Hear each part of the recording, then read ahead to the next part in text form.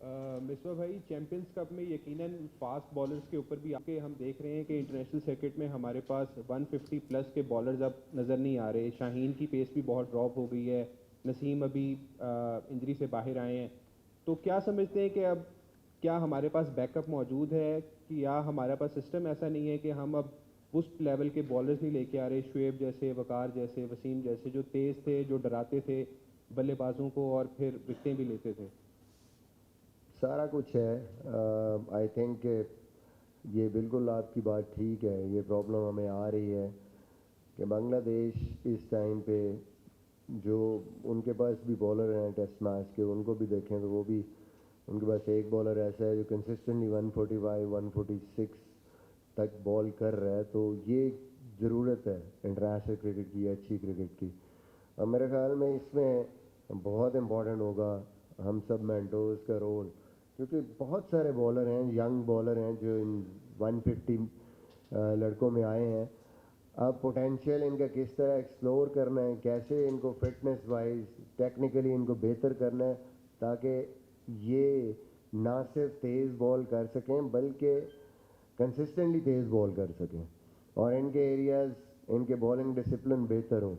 मैं बार बार यही कह रहा हूँ ना, इट्स ए चैलेंज। ये वो मसले हैं जो आप भी देख रहे हैं, हम भी देख रहे हैं, सबको नज़र आ रहे हैं।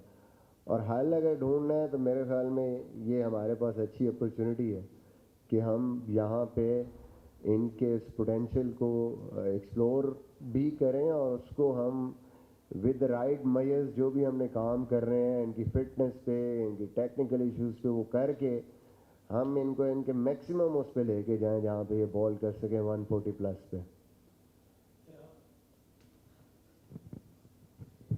अस्सलाम वालेकुम मिसबा भाई। अच्छा, आप पहले भी आपने कुछ खेलते भी रहे हैं पुराने डोमेस्टिक स्ट्रक्चर के अंदर। आपको उसके अंदर और इसके अंदर चैंपियंस कप है, चैंपियंस इवेंट है, इसके अंदर क्या डिफरेंस फील हो रहा है कि ये गैप जो है वो इंटरनेशनल और डोमेस्टिक के अंदर गैप खत्म कर सकता है? क्या वजह हो सकती है, क्या कंपेरिजन? देखिए, सबसे जो बड़ी एक चीज़ है कि हम लोगों के जो आने का मकसद है वो ये है कि जिस लेवल पे एक इंटरनेशनल प्लेयर या एथलीट को होना चाहिए, इन terms of his fitness, in terms of his discipline, in terms of his skill, हम उसको अगर समझते हैं तो हमने वो ही नीचे इम्प्लीमेंट कराने हैं। जो माइंडसेट है खेलने का इंटरनेशनल लेवल पे, क्योंकि इंटरनेशनल प्लेयर जिसने इतनी देर खेला होता है उसको थोड़ा सा दूसरे लोगों से ज़्यादा आइडिया है कि भाई वहाँ पे आपने अगर कंपेटिटिव रहना है या टॉप परफॉर्मर रहना है तो किस चीज़ की ज़रूरत है, कैसे आपने प्रिपरेशन करनी है और किस किस्म का कंपटीशन आपने करना है। तो I think that will help to raise the competition. और दूसरा, जब कम टीम्स हैं आपकी और टॉप परफॉर्मर्स उसमें हैं, वो जब भी खेलेंगे तो उसकी क्वालिटी ऑटोमेटिकली उस कंपटीशन की ऊपर जाएगी। और जब क्वालिटी कंपटीशन आप खेल के आते हैं तो मेरे ख्याल में आप वो जो मैं बात करता हूँ ना, ऊपर लेवल पे जाके वो गैप ऑटोमेटिकली कम होता है, कम होना चाहिए।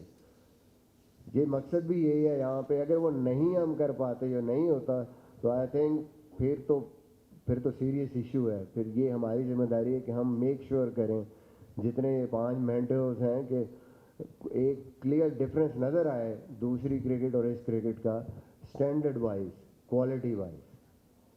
अच्छा अच्छा मिस्बा भाई, मेरा सवाल यह है कि जब आप कप्तान थे, आपके दौर में बड़े स्टार्स क्रिकेटर आपके साथ क्रिकेट खेलते हैं, इस वक्त हम ग्रुप बंदी की खबरें नहीं सुनते थे। आपने इस चीज़ को कैसे कंट्रोल करके रखा हुआ था, ग्रुप बंदी को ख़त्म किया था? और अब पाकिस्तानी टीम के अंदर ग्रुप बंदी है, उसको कैसे ख़त्म करने के लिए क्या मशवरा देंगे?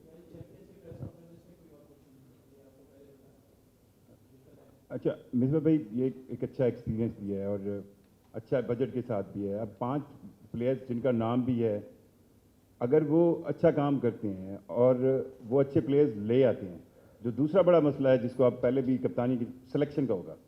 सो क्या कोई मैकेनिज्म है कि जब आप प्लेयर्स जब निकालेंगे तो आपकी उस इनपुट को सिलेक्शन कमेटी जो है वो किस तरह उसको मतलब फाइनलाइज करेगी और वो इनपुट वैल्यूड होगी और आपको लगेगा कि नहीं वो इनपुट जो है वो टीम में गई है? देखिए, जो अभी तक हमारी चेयरमैन साहब से भी बात हुई है, या ओवरऑल जो थिंक टैंक है, ये सिलेक्शन कमेटी, उनसे भी बात हुई है। विजन यही है, विजन यही है कि ये ऐसी जगह के यहाँ से जो परफॉर्म करते हैं और जिनकी प्रॉपर एक जिसको कहते हैं कि चैनल बनता है प्लेयर्स का, उन परफॉर्मेंसेस को वैल्यू करके आगे के लिए देखें। पाकिस्तान शाहीन्स हैं या पाकिस्तान है, और ये तभी मुमकिन है जब हम बहुत ज़्यादा कनेक्टेड रहेंगे सिलेक्शन कमेटी के साथ भी और आपकी टॉप जो टीम मैनेजमेंट है उसके साथ भी। और आई थिंक कि इस सिस्टम में रहते हुए, ऊपर भी काम करते हुए, हम इस चीज़ को बड़ा ज़रूरी समझते हैं और हमें इसका एहसास है कि आपका जो इनपुट है, ऑनेस्ट ओपिनियन है या ऑब्जर्वेशन है, वो बड़ा मैटर करेगी। तो हम कोशिश करेंगे हम उस पर उनको गाइड भी करें। और आई थिंक कि उनको भी ये आइडिया है कि अगर ये लोग ये कह रहे हैं या ये कर रहे हैं तो they will also respect and value our contribution in terms of that. Misbah भाई, ये बताइएगा कि इस चैंपियन कप से कितने पूरी उम्मीद हैं आपके, और कितना टाइम आपको समझते हैं लगेगा कि पाकिस्तान की जो रिदम है 4-5 साल पहले जो हम थे 22 में, वो वापस आ जाएगा? और प्लेयर्स का क्राइटेरिया क्या आपको बताया गया कि किस क्राइटेरिया के तहत ये 5 टीमों में जो प्लेयर आएंगे वो क्या है? हमें अभी तक नहीं समझ आ रहा कि वो क्राइटेरिया क्या है, प्लेयर आएंगे कैसे? देखिए, सबसे पहले तो जो आप बात कर रहे हैं ना कि एक टूर्नामेंट से तो आपके प्रॉब्लम नहीं हल हो जाएंगे। जो आप इस कॉन्सेप्ट को समझने की कोशिश करें कि ये बेसिकली विजन और पूरा ये प्रोग्राम और कॉन्सेप्ट क्या है। Concept through out the year है। 5 टीम्स, ये 30 प्लेयर्स जो हैं, ये हैं हमारे साथ फॉर द होल ईयर है। और इसमें फिर नीचे जो आपकी रीजनल क्रिकेट हो रही है उसके परफॉर्मेंस फिर हर दफ़ा जो है कुछ आएंगे कुछ जाएंगे, तो ये जैसे नॉर्मल आपका प्रोसीजर चलता है वो चलेगा।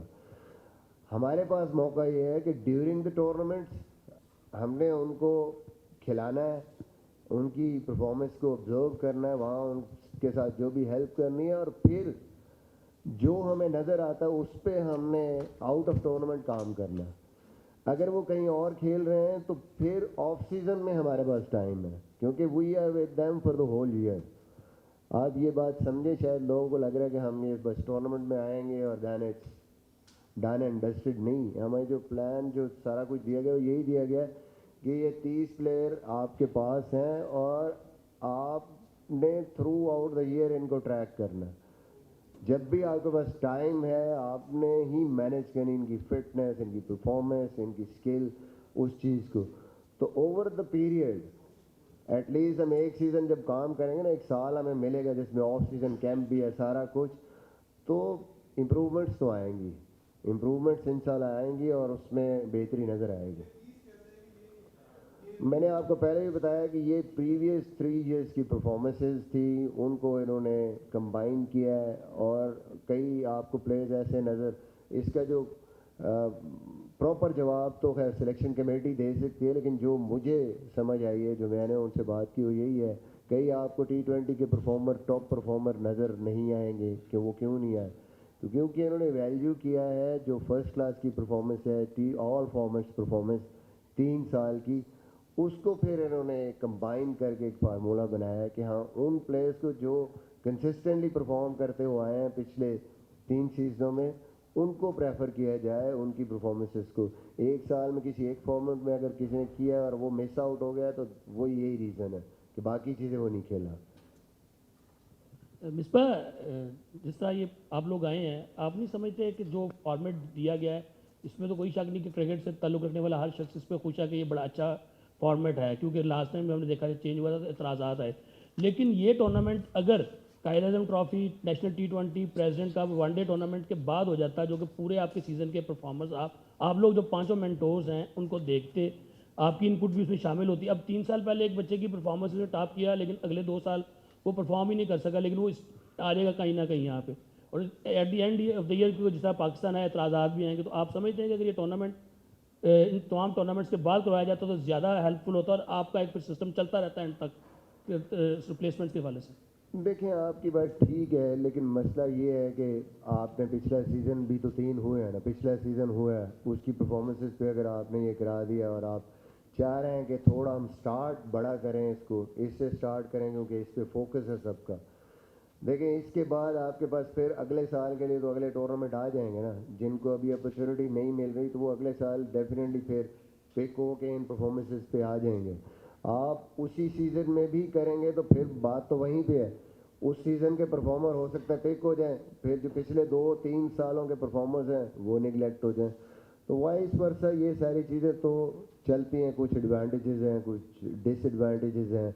आइडियली आपको कुछ चीज़ें लगती हैं कि ऐसे होनी चाहिए, ऐसे होनी चाहिए, but at the end of the day मुझे लगता है कि इम्पोर्टेंट ये है कि आपने उस कंपटीशन की क्वालिटी को कैसे रेज करना है। ये सबसे बड़ा चैलेंज है हमारे लिए भी, क्रिकेट बोर्ड के लिए भी और सारे प्लेयर्स के लिए भी।